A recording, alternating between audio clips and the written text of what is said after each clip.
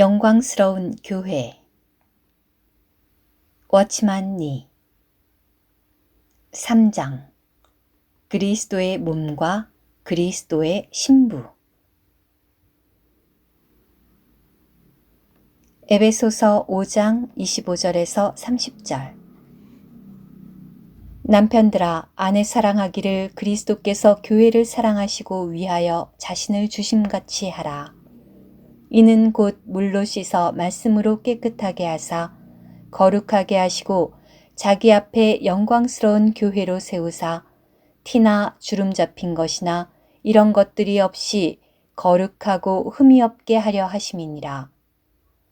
이와 같이 남편들도 자기 아내 사랑하기를 제 몸같이 할지니 자기 아내를 사랑하는 자는 자기를 사랑하는 것이라.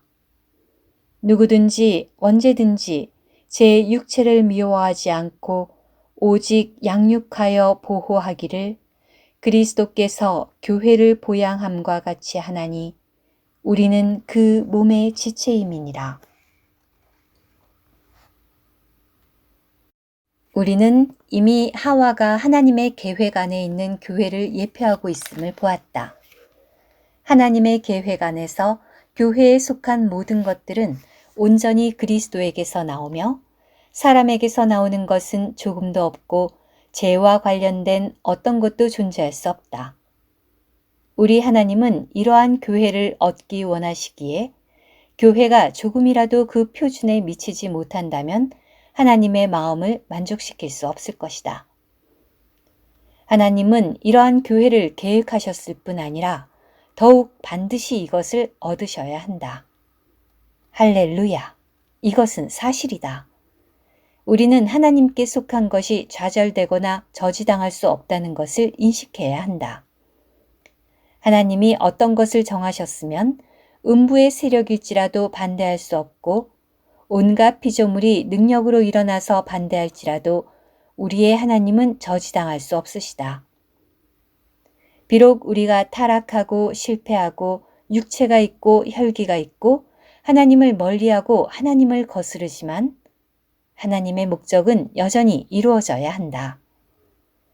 사람은 하나님의 계획을 파괴할 수 없고 기껏해야 시간을 지연시킬 수 있을 뿐이다. 그러므로 우리는 다만 하나님의 정하심을 알아야 할 뿐 아니라 또한 그분은 그분 자신이 이미 정하신 어떤 것을 반드시 얻기 원하신다는 것을 알아야 한다. 그분이 영원 전에 정하신 교회는 완전히 그리스도에게서 나오며 사람의 성분은 티끌만큼도 섞이지 않고 흙의 성분은 조금도 없으며 죄의 냄새조차 없고 그의 모든 것이 다 그리스도에게서 나오며 그의 생명도 온전히 그리스도이다. 그러나 창세기 3장에서부터 사람의 타락이 시작되었다. 현재 우리는 하나님의 창조의 목적을 가지고 있을 뿐 아니라 또한 사람의 타락도 가지고 있다. 따라서 우리는 하나님이 어떻게 이 일을 보완하시는지를 보기로 한다. 이제 에베소서 5장 25절에서 30절을 보자. 이 6구절의 성경은 두 단락으로 나뉜다. 첫 단락은 25절부터 27절까지로서 남편들이 아내를 사랑해야 하는 첫 번째 이유를 말한다. 둘째 단락은 28절부터 30절까지로서 남편들이 아내를 사랑해야 하는 두 번째 이유를 말한다. 이 두 단락 안에는 아내를 사랑하라는 두 개의 명령이 있고 또한 아내를 사랑해야 하는 두 가지 이유가 있다. 첫째 단락과 둘째 단락은 서로 다르다. 첫째 단락에서는 그리스도가 교회를 이미 사랑하셔서 자신을 주셨다고 했으며 여기에서 사용된 동사는 과거 시제이다. 반면에 28절 이후에 사용된 동사는 모두 현재형으로서 예를 들면 보양하며와 보호하기를 등은 모두 현재형이다. 이 두 단락의 성경은 시간상 다르며 하나는 과거를 말했고 다른 하나는 현재를 말했다. 이 두 단락에서 말하고 있는 제목도 다르다.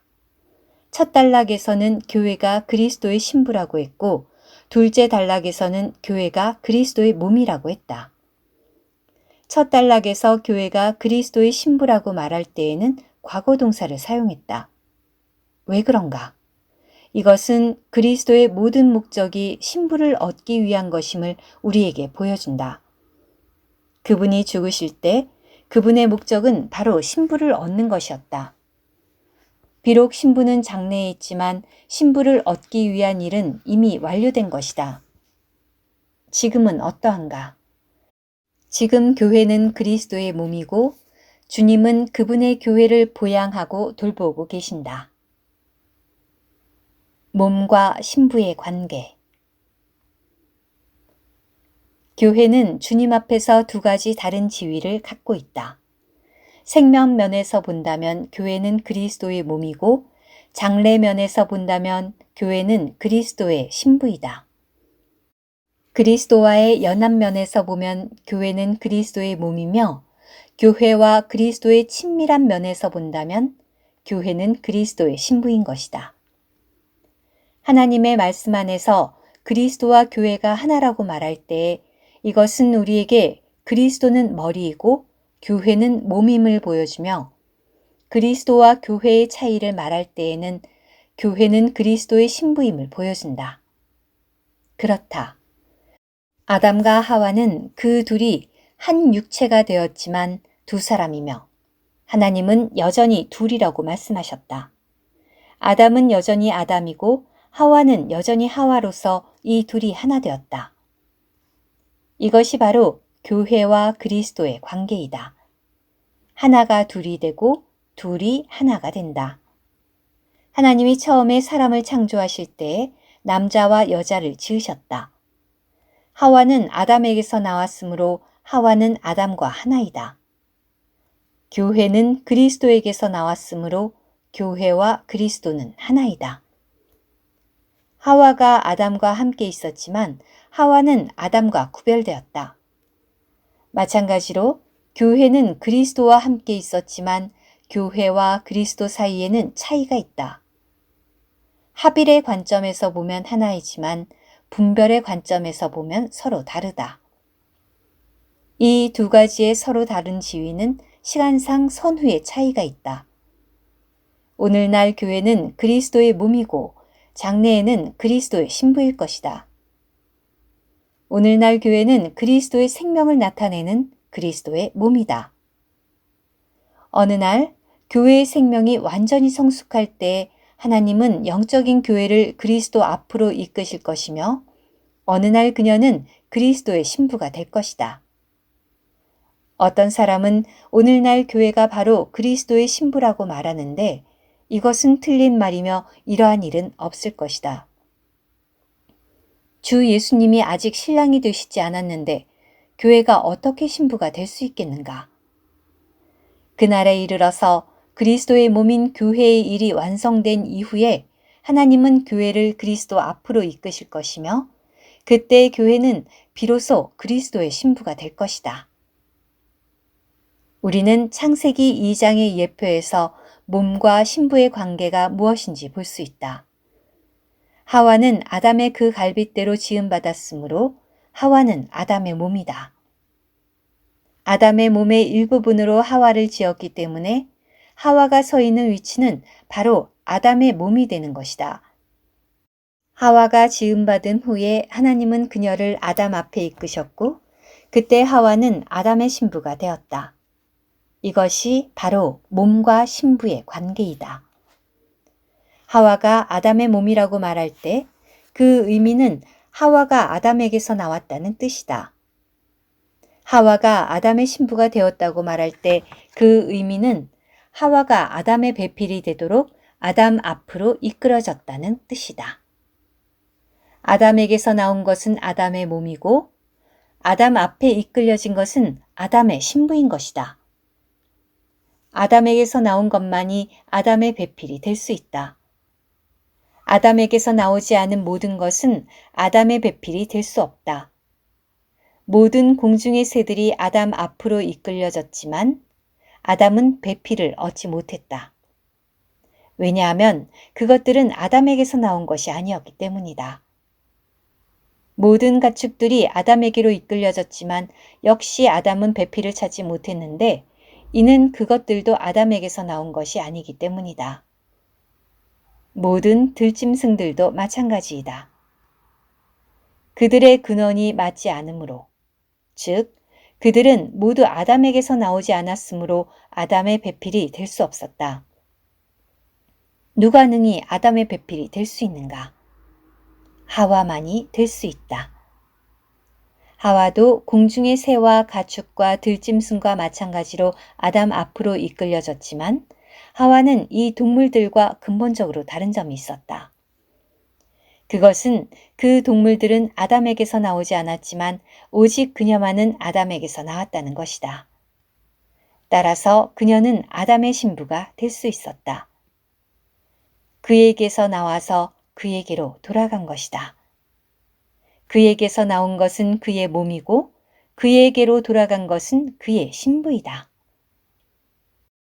오직 그리스도에게서 나온 것만이 그리스도에게로 돌아갈 수 있다.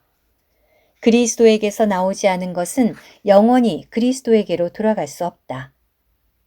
오직 하늘에서 온 것만이 하늘로 돌아갈 수 있다. 우리가 만일 하늘에서 오지 않았다면 하늘로 돌아갈 수 있다고 말할 수 없다. 오직 아담에게서 나온 것만이 아담에게로 돌아갈 수 있다. 아담은 오직 자기에게서 나온 것만을 받으며 이것은 그리스도가 오직 자기에게서 나온 것만을 받아들이는 것을 예표한다. 오직 그리스도에게서 나온 사람만이 그리스도에게로 귀속될 수 있다. 오직 그리스도로부터 생명을 얻은 사람만이 그분에게로 영접될 수 있다. 많은 사람들은 그들의 모든 것을 주님이 사용하시도록 그분께 드렸다고 말한다. 그러나 사람의 근원으로부터 나온 어떤 것도 하나님이 받아들이실 수 없으며 사람 자신에게서 나온 어떤 것도 하나님이 사용하실 수 없고 취하실 수 없다. 어떤 그리스도인들 사이에, 특별히 열심히 있는 그리스도인들 사이에 하나의 큰 잘못이 있다. 즉, 그들은 자신을 주님에게 헌신하기만 하면 된다고 여기며 다만 자신의 능력, 자신의 재능, 자신의 모든 것을 주님께 바치면 된다고 생각하는 것이다. 그러나 우리는 그리스도는 그분 자신에게서 나온 것만을 받으시며 사람 자신에게서 나온 것은 받지 않으신다는 것을 기억해야 한다. 아마 어떤 사람은 말하기를 사도 중에 바울이 있지 않은가? 그는 학문의 조예가 깊지 않았는가? 그는 매우 총명하지 않았는가? 라고 할 것이다. 그러나 바울이 한 말을 우리가 보기로 하자. 그는 말하기를 내가 너희 중에서 예수 그리스도와 그의 십자가에 못 박힌 것 외에는 아무것도 알지 아니하기로 작정하였습니다. 내가 너희 가운데 거할 때 약하고 두려워하며 심히 떨었노라. 내 말과 내 전도함이 지혜의 전하는 말로 하지 아니하고 다만 성령의 나타남과 능력으로 하여 고린도전서 2장 2절에서 4절 이라고 했다. 하나님께 감사한다. 교회 안에 총명한 사람이 들어올 수 있고 말재주가 있는 사람이 들어올 수 있지만 그러나 교회 중에서 그의 천연적인 것, 타고난 총명은 영적인 용도가 없고 그의 천연적인 말재주 역시 영적인 용도가 없다. 교회 안에서는 오직 한 가지, 즉 그리스도에게서 나온 것만이 지위가 있다. 그리스도로부터 나온 것만 그리스도에게 돌아갈 수 있다. 신부를 조성하는 재료는 그리스도 자신이다. 우리가 유의해야 할 점이 바로 여기에 있다. 오직 그리스도에게서 나온 것만이 교회 안에 있을 수 있고 영적인 용도가 있다는 것이다. 하나님은 영원히 옛창조로 새 창조를 건축하시지 않는다. 하나님은 영원히 사람에게서 나온 것으로 하나님께 속한 것을 건축하시지 않으시며 하나님은 영원히 육체로서 영적인 것을 산출하지 않으신다.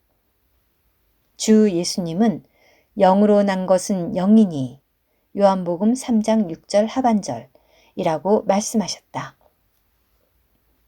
육으로 난 것이 잠시 후에 영으로 변하는가? 결코 그럴 수 없다. 모든 문제는 근원의 문제이다. 어떤 결과가 영적인지의 여부를 알기 원한다면 다만 근원이 영적인지를 묻기만 하면 된다. 주 예수님이 말씀하시기를 영으로 난 것은 영이니 라고 하셨다. 우리는 육체로서 영을 산출할 수 없다.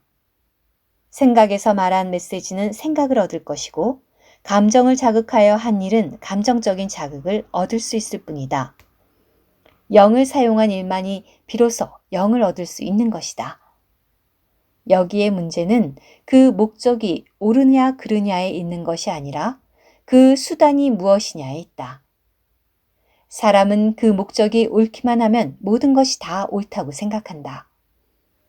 그러나 하나님은 목적의 옳고 그름을 묻지 않으시고 수단이 무엇인지를 물으신다. 혹시 다음과 같이 말하는 사람이 있을지도 모르겠다. 나는 하나님을 위하고 내가 하는 일은 교회의 일이며 사람을 구원시키는 일이고 영적인 일이며 왕국을 확장하는 일이며 나는 나의 모든 재능, 나의 모든 지혜를 모두 여기다 드리는데 어찌 이것이 좋지 않다는 말인가?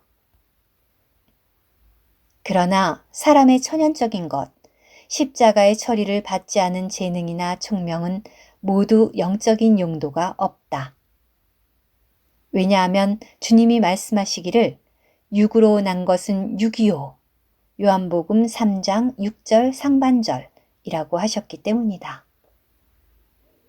그러므로 목적이 영적이어야 할 뿐 아니라 그 수단도 영적이어야 하며 방법도 영적이어야 하며 사람도 영적이어야 한다. 오직 성령에서 난 것만이 영적일 수 있다. 아담에게서 나온 것만이 비로소 아담에게로 돌아갈 수 있다. 먼저 아담의 몸이 되어야 비로소 아담의 신부가 될 수 있다. 먼저 그리스도의 몸이 되어야 비로소 그리스도에게로 돌아가 그리스도의 신부가 될 수 있다. 우리가 여기에서 영적인 실제를 만질 수 있기 바란다. 하나님이 요구하시는 바는 모든 것이 그리스도에게서 나오며 모든 것이 영으로부터 나오는 것이다. 그러므로 모든 그리스도인들은 몸의 생명을 추구해야 한다. 만일 몸의 생명을 추구하지 않는다면 신부의 생명을 추구할 수 없다. 영적인 체험에 있어서 몸의 생명을 얻든지 얻지 못하든지 상관없다고 생각하지 말라. 오늘날 몸의 생명을 얻으면 장래에는 또한 신부의 생명을 얻게 된다. 오늘날 느슨하게 목적이 없는 것처럼 생활한다면 무엇이 신부의 생명인지를 모르게 될 것이다. 모든 그리스도인들은 무엇이 그리스도의 몸인지를 분명히 알아야 하고 이것은 우리가 반드시 하나님 앞에서 추구해서 얻어야 하는 것이다. 우리는 단지 개인의 생활에 의해서만 살 수 없고 하나님의 다른 자녀들과 함께 길을 가야 한다. 그리스도인 각각은 그가 전체 몸 가운데 일부분임을 보아야 한다. 그는 단지 많은 이들 중에 한 명의 그리스도인이 아니라 또한 지체임을 보아야 한다. 그는 반드시 많은 다른 그리스도인들과 함께 상호적인 몸 안의 관계를 가져야 한다. 우리가 만일 참으로 몸의 생명을 안다면 그리스도인은 주님이 없이 하루도 살 수 없고 다른 지체가 없이도 하루도 살 수 없음을 볼 것이다. 주님이 없으면 그는 존재할 수 없고 다른 지체가 없어도 존재할 수 없음을 보게 될 것이다. 하나님이 얻기 원하시는 것은 한 몸이지 단독으로 고립된 많은 그리스도인이 아니다. 하나님이 얻기를 원하시는 것은 하와이 전체이지 여기에 있는 한 손이나 저기에 있는 한 발이 아니다.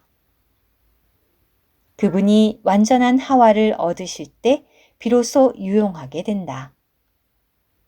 그분은 불완전한 사람을 원치 않으신다. 그 한 세 사람이 단체적인 사람이다.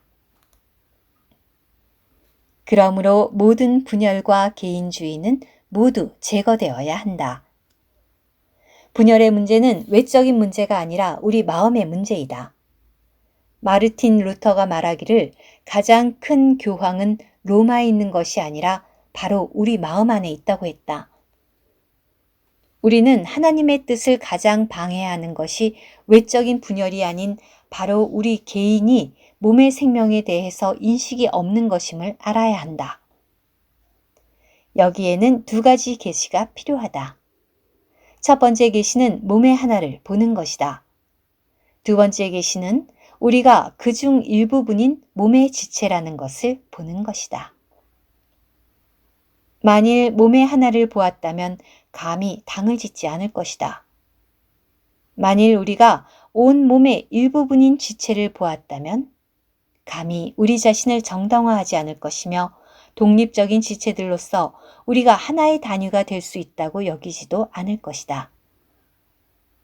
오직 전체적인 몸만이 한 단위가 될 수 있다. 지체들인 우리 자신은 너무 작고 너무 불충분하다. 하나님께서 우리의 개인주의에서 우리를 구원하시기를. 그럴 때 우리는 그분께 유용한 사람이 될 수 있을 것이다. 그리스도께서 교회를 사랑하심. 이제 에베소서 5장 28절에서 29절을 읽어보자. 이와 같이 남편들도 자기 아내 사랑하기를 제 몸같이 할지니 자기 아내를 사랑하는 자는 자기를 사랑하는 것이라. 누구든지 언제든지 제 육체를 미워하지 않고 오직 양육하여 보호하기를 그리스도께서 교회를 보양함과 같이 하나니. 남편은 왜 자기 아내를 사랑해야 하는가? 그것은 아내를 사랑하는 것이 바로 자기 몸을 사랑하는 것이기 때문이다.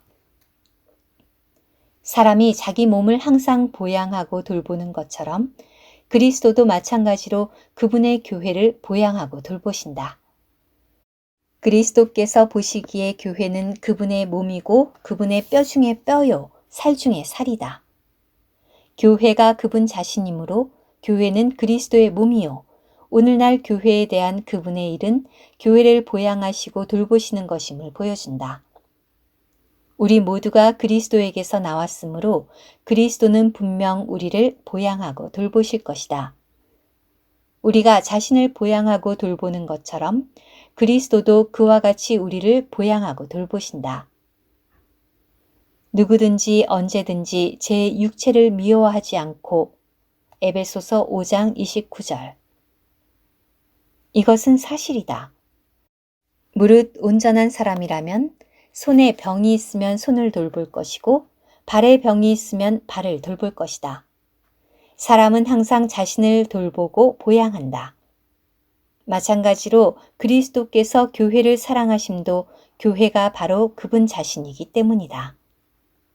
다시 25절에서 27절을 읽어보자.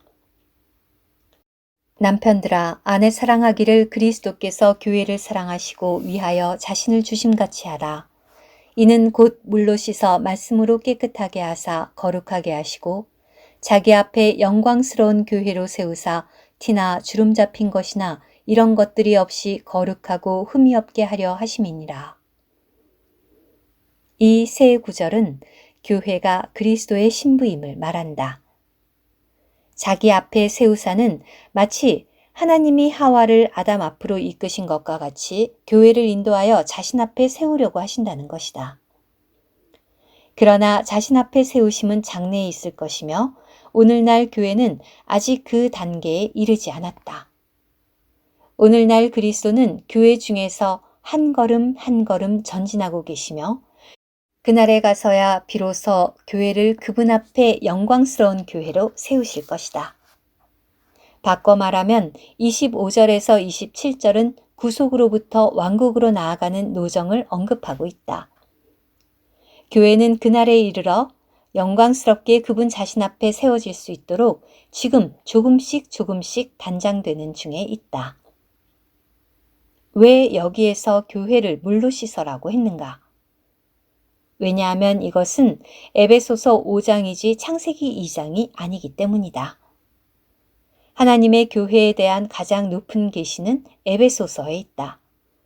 에베소서의 특징은 죄인의 구원에서부터 말하기 시작하는 것이 아니라 영원 안에서의 선택에서부터 말하기 시작한다는 것이다. 로마서 1장은 죄로부터 말하며 우리가 어떻게 범죄하였고 어떻게 구원을 받았는지를 말한다. 그러나 에베소서 1장은 영원 전에 하나님이 우리를 선택하였음을 말하고 2장에서 비로소 죄의 문제를 언급한다. 에베소서는 우리에게 두 노선, 영원 전부터 영원까지의 노선과 사람의 타락부터 구속까지의 노선을 말한다. 에베소서는 탁월한 어떤 것을 우리에게 보여준다. 즉, 교회가 어떻게 그리스도에게서 나왔고 어떻게 창세전에 선택되었으며 또한 어떻게 영원 안에서 세세토록 그리스도의 영광을 나타내는지를 말한다. 동시에 에베소서는 사람의 타락이 사실이고 범죄도 사실이며 천연적인 생명의 존재도 사실임을 우리에게 보여준다. 그러므로 5장에서는 우리가 거룩해질 때까지 그리스도께서 우리를 물로 씻어 말씀으로 깨끗게 하실 것임을 말하고 있다.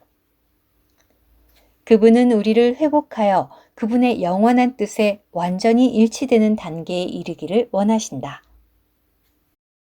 한면으로 우리는 교회는 결코 실패, 범죄함, 타락함이 없고 죄를 만진 적도 없으며 영원 과거에서 영원 미래까지 곧고 바른 노선에 있음을 보아야 한다.